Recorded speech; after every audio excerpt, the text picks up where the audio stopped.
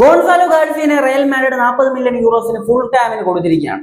Full ഹാമിന്റെ നിലവിലെ coach എന്ന് പറയുന്നത് കഴിഞ്ഞ സീസണിലെ റയൽ മാഡ്രിഡിന്റെ കോച്ചായിട്ടുള്ള ആൽവാരോ ആർബലോവയാണ്. അപ്പൊ ആൽവാരോ ആർബലോവയുടെ ടീമിലേക്കാണ് ഗോൺസാലോ ഗാർസിയനെ റയൽ മാഡ്രിഡ് കൊടുത്തിരിക്കുന്നത് 40 മില്യൺ യൂറോസിന്.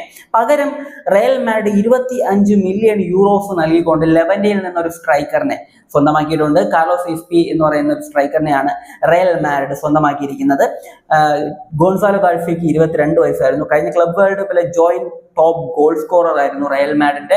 വളരെ മികച്ച പെർഫോമൻസ് റയലിന് വേണ്ടി ചില മത്സരങ്ങളിൽ ആൾ നടത്തിയിട്ടുണ്ട്. എന്നാൽ പല മത്സരങ്ങളിലും ആൾ സബ്സ്റ്റിറ്റ്യൂട്ട് ആയിട്ട് കുറച്ച് ടൈം മാത്രമാണ് കളിച്ചിട്ടുണ്ടായിരുന്നത്. മറുഭാഗത്ത് ലെവൻഡ എന്ന് പറയുന്ന ടീമിന് വേണ്ടി കളിച്ചുകൊണ്ടിരിക്കുന്ന ഒരു താരമായിരുന്നു ഈ ഒരു കാർലോസ് എസ്പി എന്ന് പറയുന്ന താരം. 21 വയസ്സ് പ്രായമുള്ള ഒരു പ്ലെയർ ആണ്. നല്ല പൊട്ടൻഷ്യലുള്ള കിടിലൻ ടാലന്റ് ആയിട്ടുള്ള ഒരു യങ്സ്റ്റർ ആണ്. അപ്പൊ ഈ രണ്ട് പ്ലേയേഴ്സിനെ നമ്മൾ കമ്പയർ ചെയ്യുകയാണെങ്കിൽ ഇവരിൽ ആരാണ് മികച്ചത് എന്റെ അടുത്ത് ചോദിക്കുകയാണെങ്കിൽ ഞാൻ ഉറപ്പായിട്ടും ഗോൺസാലോ ഗാർസിയ തന്നെയാണ് മികച്ചത് എന്ന് പറയും. അപ്പൊ നിങ്ങളുടെ അഭിപ്രായം നിങ്ങൾ കമന്റിൽ പറയുക.